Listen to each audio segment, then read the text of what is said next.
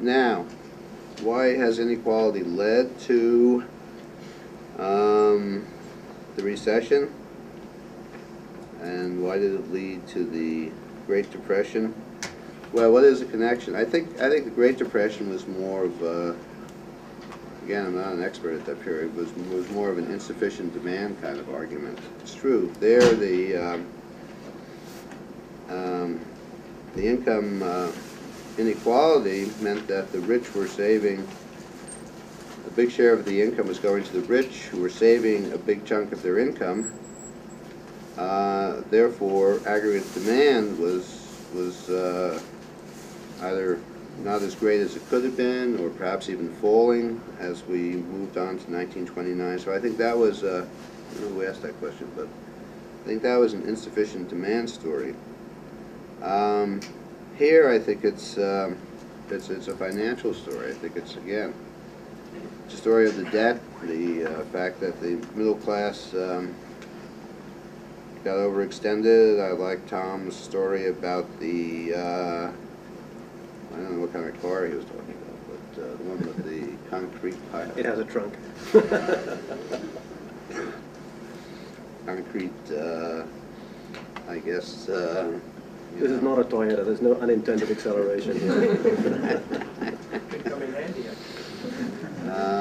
So anyway, I think, no, I think the debt, it's really a debt story now. You know, the thing is that you know, if you look at the consumption figures, like you said this time, I don't think there was an acceleration of consumption during the you know, during the 2000s. In fact, I looked at those numbers, and it was, you know, it was growing at at approximately the same rate as it did in the 1990s and 1980s. So there was no big consumption acceleration. You know, on the other hand, it was growing, and it was growing. You know, unlike the Great Depression, when the, you know, income share of the rich was increasing astronomically. This is happening. This happened during the 2000s, but it was the big increase of debt that sustained consumption. Now, it doesn't show up in rising wealth inequality because of the housing bubble. I mean, you know, big increase of housing prices kept the nominal wealth of the middle class rising at about the same rate. So that's, you know, that's the offset.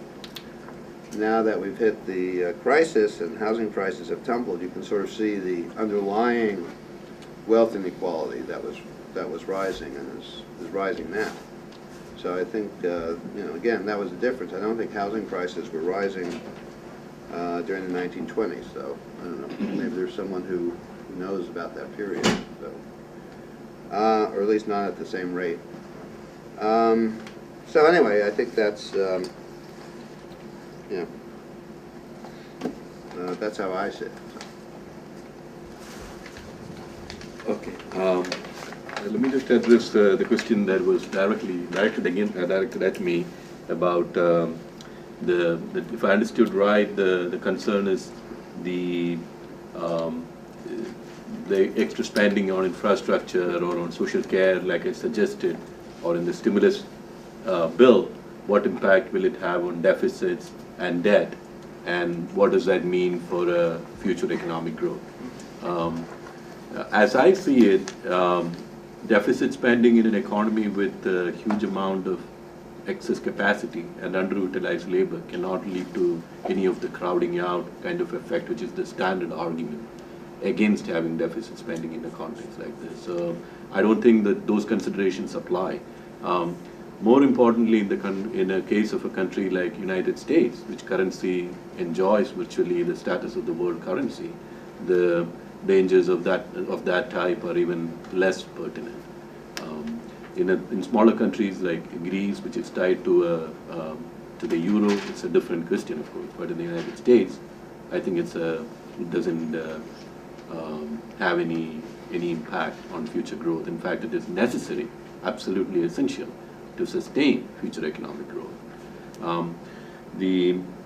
the other side of it is that if you're really concerned about deficit and balancing the budget over a period of time, the kind of expansion that is required, the expenditure that is required for the programs, even to have like a significant effect on the employment situation here, we are not talking about huge amounts of money here, relative to what some of the other items in the government budget, right?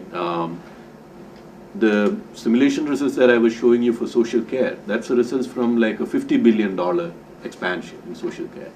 That's the kind of money that they light cigars with in the halls of Congress. If you eliminated the AMT for 1 year, you stopped it, you will have about $69 billion in the government, that will go into the black. So you can have programs, if you're concerned about it, whether it's other things to chop or other things to to go towards a kind of a fiscal balance in the budget. So I think the question is, again, I think it's a political question, because expanding employment and putting that floor to where unemployment can go is really putting a more strength on the side of the working class. And that's why stimulus is important. I completely agree with Tom Paley's observations about that. Stimulus alone cannot do the job. You need financial regulation, you need a whole host of social and macroeconomic policies to sustain a period of shared prosperity, absolutely. But in the current situation, without stimulus, I think we're going nowhere. And without the government playing the role as a direct creator of jobs under federal